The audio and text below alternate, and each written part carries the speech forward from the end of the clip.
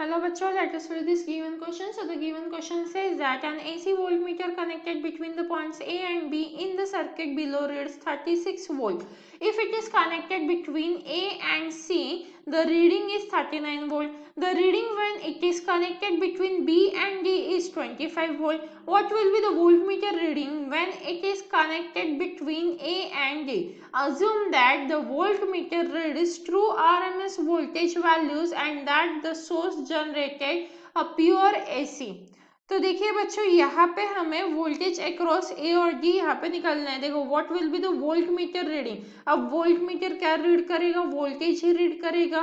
तो यहाँ पे voltage across A and D हमें फाइंड आउट करना है। तो हमें VAD की वैल्यू पता करनी है।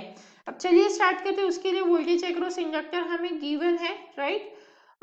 सो वो कितना है? देखिए यहाँ पे volt meter connected end voltage across A and B in the circuit below reads 36 volt. ठीक है, और आप देख सकते हो A और B के बीच में कौन है? इंडक्टर ही तो है। तो इसलिए VL की वैल्यू हमें 36 वोल्ट दी गई है। ठीक है, अब देखिए यहाँ से क्या होगा, हम लिख सकते हैं the reading it is if it is connected between A and C the reading is 39 volt बोला है। if A और C के बीच में कनेक्ट कर देते हैं मतलब VL प्लस यहाँ पे VR, ठीक है, इनका स्क्वायर, इनका क्या दिया है रीडिंग हमें 39 का स्क्वायर 39 दिया है। तो वो हमारी एक इक्वेशन आ जाएंगे। लेट सपोज इसे इक्वेशन 2 पुट करते हैं, इसे इक्वेशन 1।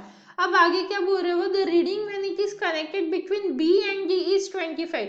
B और D के बीच में क्या क्या है? रेजिस्टर्स और कैपेसिटर है। तो यहाँ पे VR square plus VC square is equal to क्या दिया है हमें?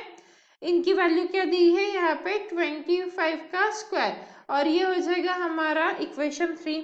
अब देखो अगर हम 1 और 2 का यूज करें, 1 एंड 2, तो क्या हो जाएगा? VR की वैल्यू मिल जाएंगे जिसका आंसर हो जाएगा हमारा 15। ठीक है, अब यहाँ से इसके लेट सपोज फोर्थ इक्वेशन दे दो, तो 4 और 3 से अब मैं VC की वैल्यू फाइंड आउट कर सकती हूँ। तो फ्रॉम 3 एंड 4 मुझे क्या मिल जाएगा? फ्रॉम 3 एंड 4 मुझे क्या मिल जाएगा? VC की वैल्यू मिल जाएगी जो आ जाएगी 20। ठीक है, अब मुझे VAD पता करना है, मतलब AD मतलब L R और C सबकी।